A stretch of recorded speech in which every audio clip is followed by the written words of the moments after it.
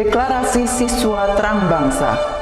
Di dalam nama Tuhan Yesus, berikan kepadaku hikmat seperti Daniel, diberikan kepadaku hikmat seperti Yusuf. Dalam nama Tuhan Yesus, sesuai firman-Mu yang berkata, barang siapa kekurangan hikmat, hendaklah ia meminta daripada Tuhan. Di dalam nama Tuhan Yesus, tahun ini kecerdasanku akan dilipat gandakan oleh Tuhan. Di dalam nama Tuhan Yesus, aku akan semakin cemerlang. Di sekolahku, aku akan menjadi saksi Tuhan yang luar biasa. Dalam nama Tuhan Yesus, akan muncul dari hidupku panggilan untuk menjadi generasi Yoel yang penuh dengan api Tuhan dan militan dalam Tuhan. Aku disebut sebagai pelaksana-pelaksana firman. Aku bagian dari pasukan Tuhan yang tangguh pada akhir zaman. Lewat hidupku, pelajar di kota Sion akan mengalami kegerakan rohani yang luar biasa. Aku menerima jaminan masa depanku dari Tuhan sendiri, kalau aku hidup seperti yang Tuhan mau. Demi nama Tuhan Yesus, semua jadi dan genap. Amin, amin, amin.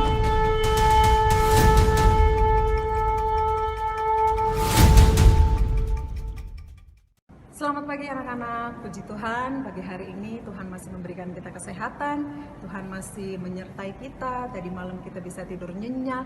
Nah, pagi hari ini kita bersyukur kita masih boleh mengikuti devotion pagi hari ini. Yuk, sebelum kita dengarkan firman Tuhan, kita mau angkat satu pujian Roh Kudus yang manis.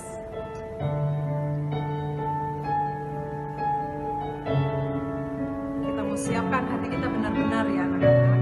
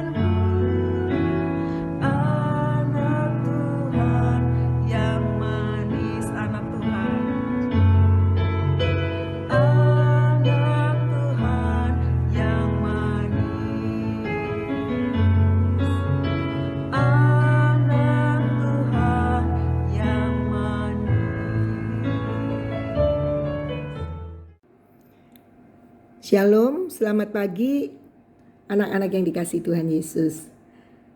Kita akan mulai devotion pada pagi hari ini. Yuk kita bersama-sama berdoa.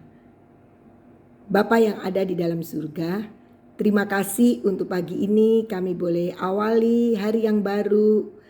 Dan di tengah-tengah seluruh kegiatan yang akan kami kerjakan, kami tetap mohon pimpinan-Mu untuk kami dapat merenungkan akan firman-Mu.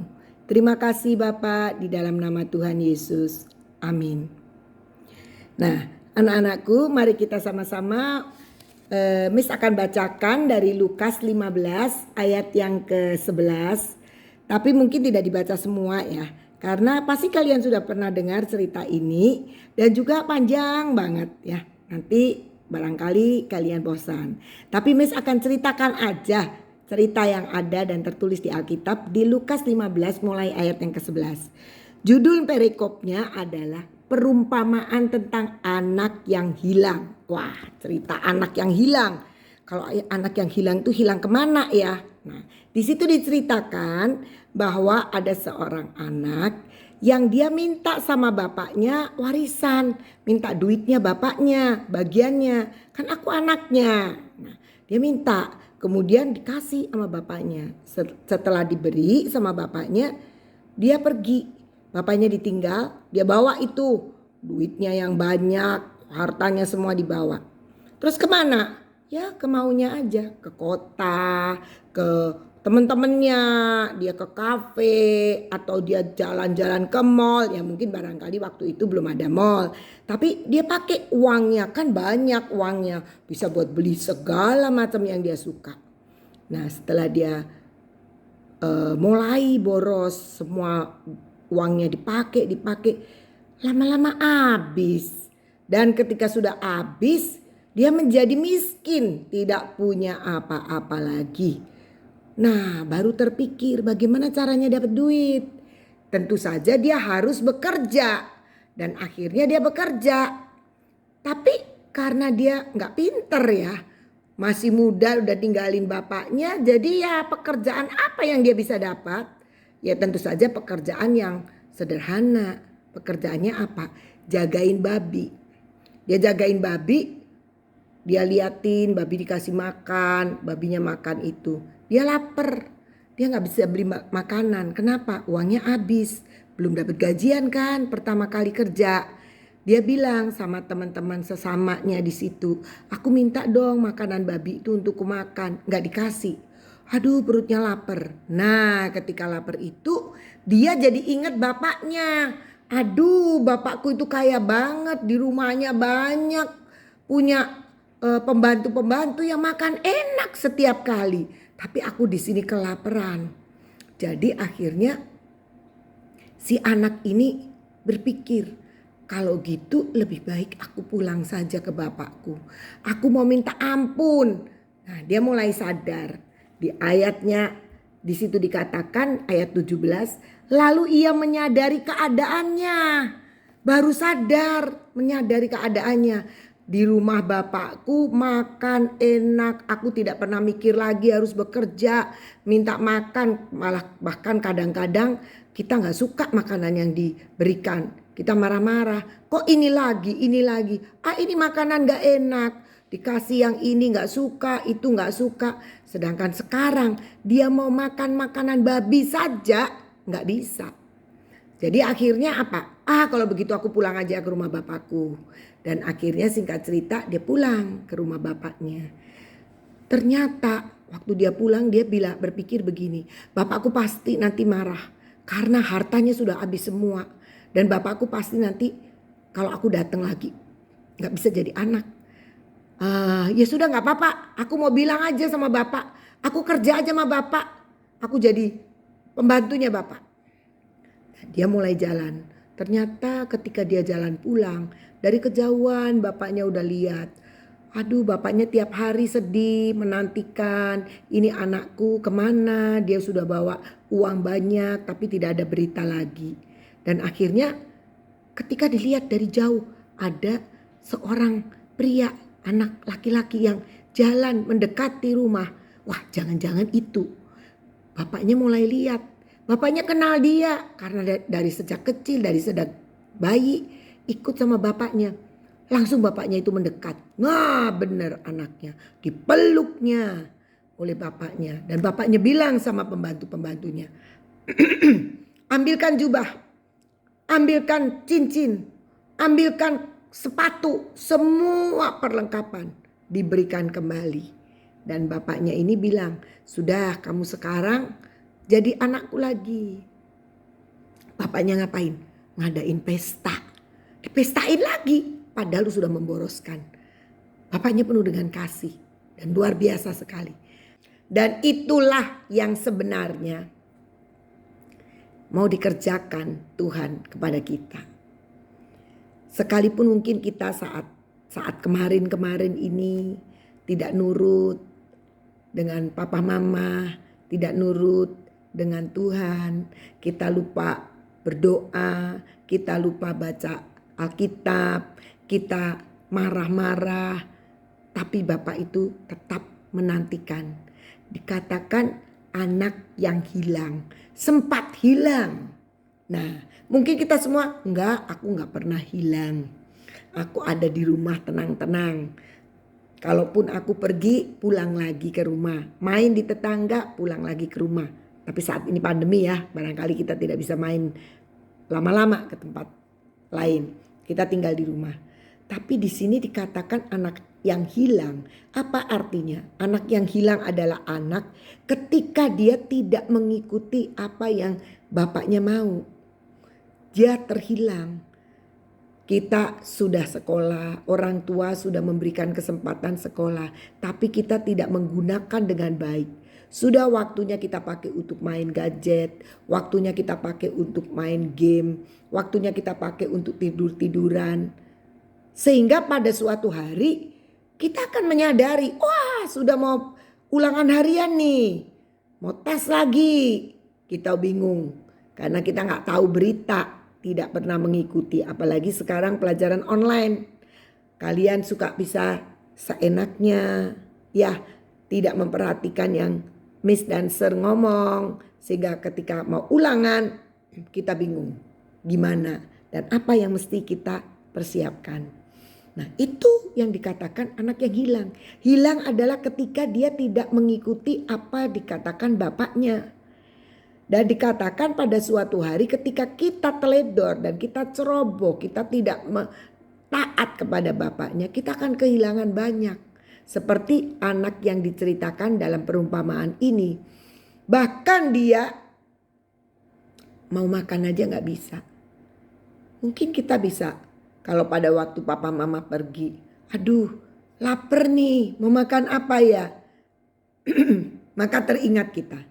Waktu kita disediakan, kita suka ngomel, suka tidak puas. Itu seperti anak yang hilang. Hilang dari pernaungan orang tua, dari kasih sayang orang tua. Orang tua pengen makan ini yang sehat, tapi kita tidak mau. Kita pilih yang lainnya. Maka pada waktu kita kemudian mungkin sakit perut, atau kita kemudian tidak sehat, kita baru teringat.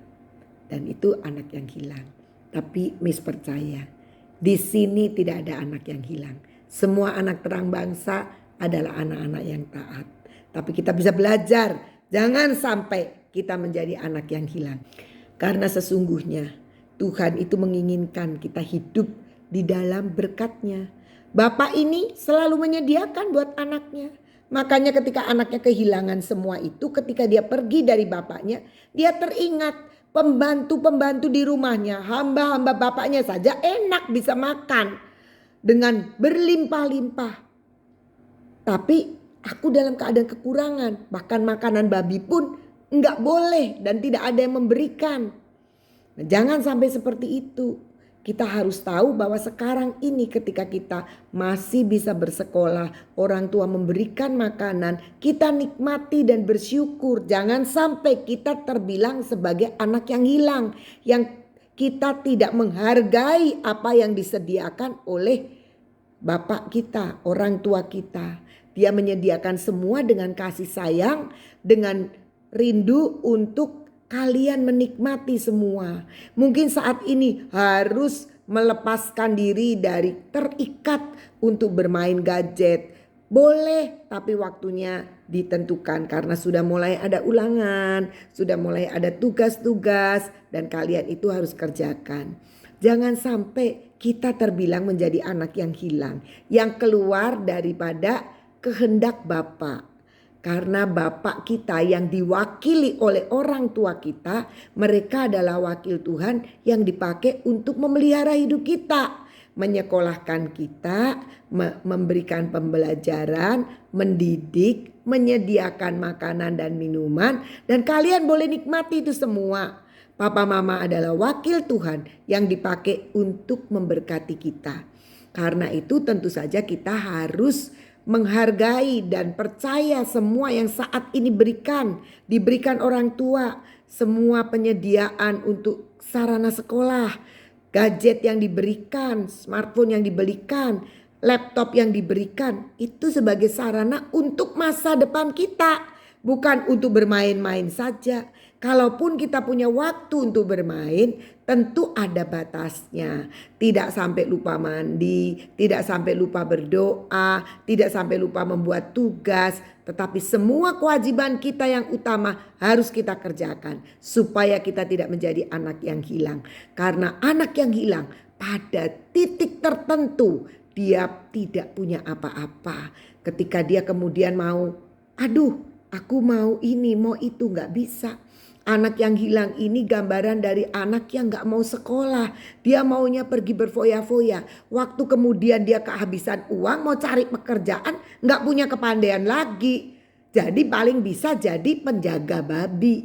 Tentu saja Miss tidak pernah bermimpi dan tidak akan pernah mau berharap ada satupun di antara siswa Terang Bangsa yang akan seperti itu. Karena semua anak-anak Terang Bangsa adalah anak-anak yang selalu taat, dipelihara Tuhan dan tidak mau meninggalkan akan perlindungan orang tua, doa orang tua, nasihat orang tua. Semuanya diterima sebagai berkat yang mempersiapkan kita untuk masa depan. Kalian mau semua kan? Miss percaya kalian semua adalah anak-anak yang taat, yang rajin, yang selalu setia untuk berdoa, membaca firman, merenungkan, melakukan yang baik dan tidak membantah kepada orang tua. Sepanjang orang tua ini memang sebenarnya sudah ditetapkan Tuhan menjadi pelindung buat kita. Percayalah, tidak ada orang tua satupun yang merancangkan yang tidak baik. Semua ingin memberikan kehidupan yang lebih baik. Makanya kalian disekolahkan, rajin-rajinlah, kejarlah semua cita-cita dan kerinduan papa mama maupun Tuhan untuk kalian hidup menjadi lebih baik. Selamat belajar, selamat menempuh kehidupan yang ada di depan, tetap semangat dan percaya kita bukan anak-anak yang terhilang, bukan anak-anak yang hilang, tapi kita adalah anak-anak yang taat, yang mengerti kewajiban, tanggung jawab dan selalu bersyukur kepada Tuhan. Mari kita berdoa. Bapa di dalam surga, terima kasih Bapa, Engkau mengingatkan kami akan anak yang hilang. Kami percaya Engkau tetap menjaga kami. Berikan kepada kami hati yang taat, berikan kepada kami hati yang selalu mengucap syukur. Kami tidak menolak didikan daripada orang tua kami, dari papa mama kami. Karena semua itu diberikan sebagai wakil Tuhan untuk mendidik kami, menjadikan kami anak yang baik, anak yang berprestasi, anak yang diberkati, anak yang punya masa depan yang indah bersama Tuhan. Terima kasih Bapa, di dalam nama Tuhan Yesus kami berdoa. Amin.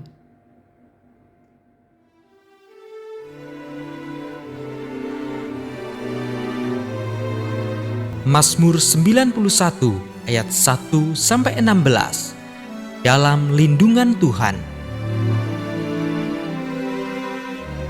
Orang yang duduk dalam lindungan yang maha tinggi dan bermalam dalam naungan yang maha kuasa akan berkata kepada Tuhan, tempat perlindunganku dan kubu pertahananku, Allahku yang kupercayai.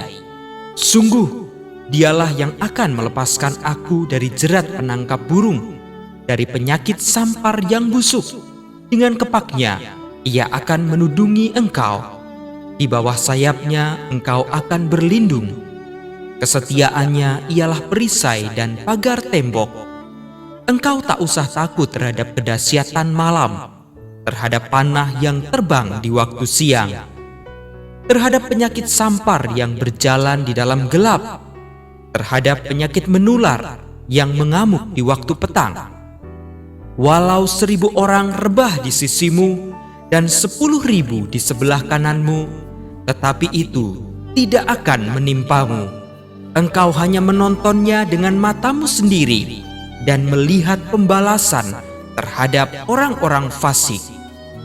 Sebab Tuhan ialah tempat perlindunganmu, yang maha tinggi telah kau buat tempat perteduhanmu. Malapetaka tidak akan menimpa kamu, dan tulah tidak akan mendekat kepada kemahmu. Sebab malaikat-malaikatnya akan diperintahkannya kepadamu untuk menjaga engkau di segala jalanmu. Mereka akan menatang engkau di atas tangannya, supaya kakimu jangan terantuk kepada batu. Singa dan ular tedung akan kau langkahi. Engkau akan menginjak anak singa dan ular naga. Sungguh, hatinya melekat kepadaku, maka aku akan meluputkannya. Aku akan membentenginya, sebab ia mengenal namaku. Bila ia berseru kepadaku, aku akan menjawab. Aku akan menyertai dia dalam kesesakan. Aku akan meluputkannya dan memuliakannya. Dengan panjang umur akan kukenyangkan dia, dan akan kuperlihatkan kepadanya keselamatan daripadaku. Amin.